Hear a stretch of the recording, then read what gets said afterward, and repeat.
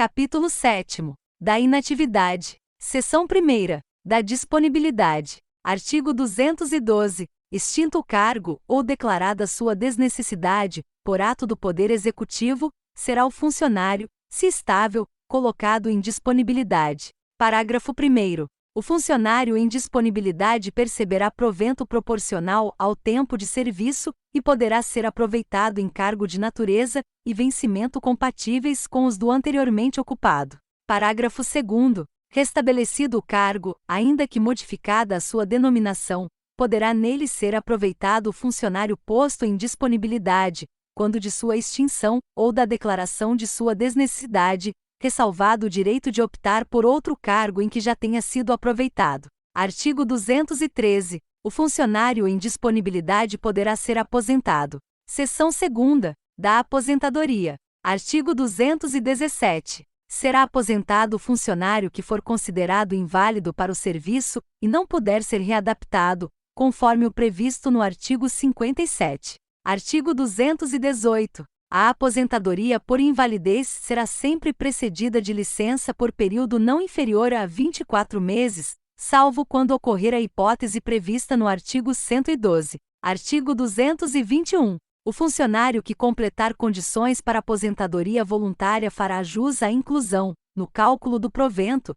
das vantagens do mais elevado cargo em comissão de direção e assessoramento superiores, das ou da função gratificada de chefia e assistência intermediárias CAI, que tiver exercido na administração direta ou autárquica no mínimo por 1 ano, desde que, primeiro, sem interrupção, nos últimos 5 anos imediatamente anteriores à passagem para a inatividade, o exercício de cargos em comissão ou funções gratificadas. Segundo, com interrupção, mas por 10 anos, o referido exercício. Parágrafo 1º. Em se tratando de cargo em comissão, a incorporação da vantagem se fará no valor correspondente a 70% do fixado no respectivo símbolo. Tratando-se de função gratificada, a vantagem será integralmente incorporada. Parágrafo 2º. Para os efeitos deste artigo considerar-se-ão, igualmente, quaisquer gratificações deferidas ao funcionário na qualidade de ocupante de função de confiança, as quais se incorporarão ao respectivo provento pelo valor efetivamente percebido.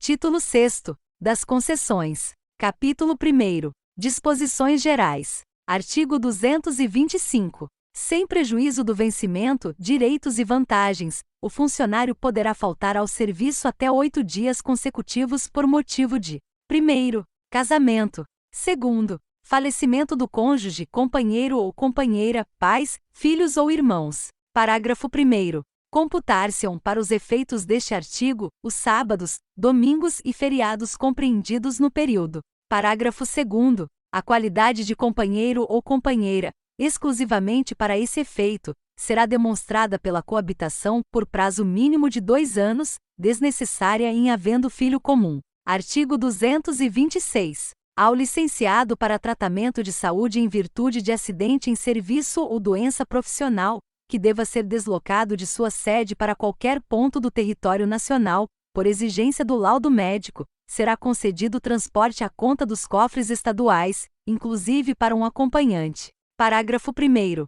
Será ainda concedido transporte à família do funcionário falecido no desempenho do serviço, fora da sede de seus trabalhos, inclusive quando no exterior. Parágrafo 2º. Correrão também, por conta do Estado, as despesas com a remoção e com o sepultamento do funcionário falecido no desempenho do serviço. Artigo 227. Ao funcionário estudante matriculado em estabelecimento de ensino de qualquer grau, oficial ou reconhecido, será permitido faltar ao serviço, sem prejuízo do seu vencimento ou de quaisquer direitos e vantagens, nos dias de provas ou de exames, mediante apresentação de atestado fornecido pelo respectivo estabelecimento. Artigo 228. Ao estudante que necessitar mudar de domicílio para passar a exercer cargo ou função pública, será assegurada a transferência do estabelecimento de ensino que estiver cursando, para outro da nova residência, onde será matriculado em qualquer época, independentemente de vaga, se integrante do Sistema Estadual de Ensino. Artigo 229. Os atos que deslocarem ex officio os funcionários estudantes de uma para outra cidade ficarão suspensos, se, na nova sede, ou em localidade próxima, não existir estabelecimento congênere oficial, reconhecido ou equiparado àquele em que o interessado esteja matriculado. Parágrafo 1º.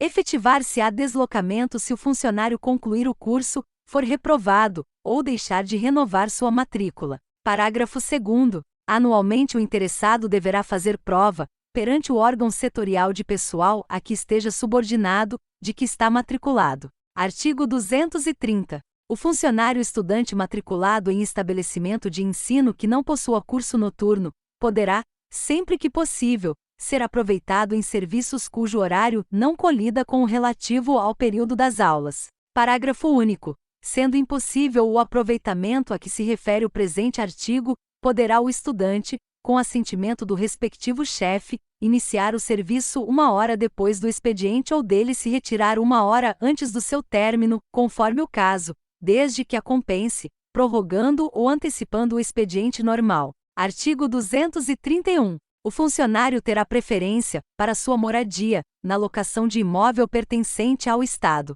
Parágrafo único. A locação se fará pelo aluguel que for fixado e mediante concorrência, que versará sobre as qualificações preferenciais dos candidatos, relativas ao número de dependentes, remuneração e tempo de serviço público. Artigo 232. As concessões estabelecidas neste título aplicam-se: primeiro, aos servidores contratados no exercício de função gratificada, as constantes dos artigos 225, 226 e 227, e as dos capítulos 2º, 3º, 4º, 6º e 7º, do título 6º. Segundo, aos estagiários, as dos artigos 225 e 226, e as dos capítulos 4º, 6º e 7º, do título 6º.